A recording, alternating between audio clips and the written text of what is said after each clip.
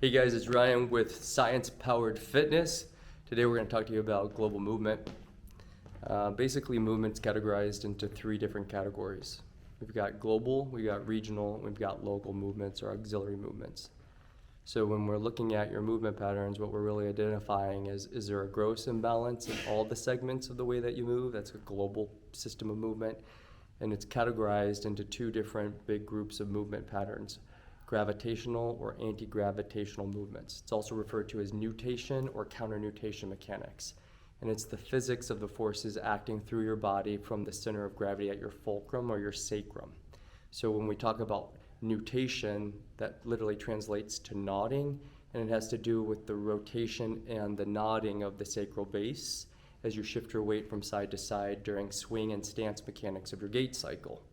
Okay, so basically you can organize your movement as either being loaded, underweight, with the distribution of force on the sacral base, or you're unloaded and you're swinging the leg forward, and that's again a swing side or an unloaded gravitational movement. So you're resisting gravity, which is anti-gravitational, or you're gravitational, lifting and working with it to bring it into gravity.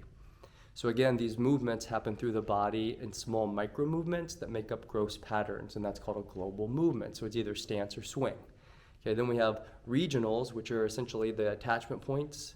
The shoulders attach the limbs to the canister, the hips attach the limbs to the canister, and your canister is your center, so your trunk, your axial skeleton, the cervical, the lumbar, all of that.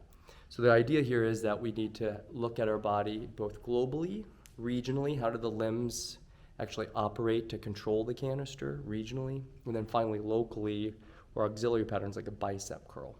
So a lot of times when we think exercise, we think on local relationships, flexion extension, but we have a hard time thinking regionally and globally because it means we have to understand a pattern. And it's important to understand the full sequence of these small movement patterns so that if something goes wrong, you understand what muscle is responsible, and then you can go in and fix it with supplemental strength work. So that's the whole concept of corrective exercise, is to identify a flaw or a hole in the pattern, make sure that we relax the muscles that are overactive, that we target and strengthen the muscles that are under, and then we integrate it back into a global system by making sure that those small movements stack in the right order and sequence. If you guys are questioning about this or you want more information, we'd love to share that with you, so reach out to us, admin@fluidhealthandfitness.com. Remember, your body is designed to move, so stay in motion. And again, it's Ryan with Fluid Health and Fitness. We'll see you soon.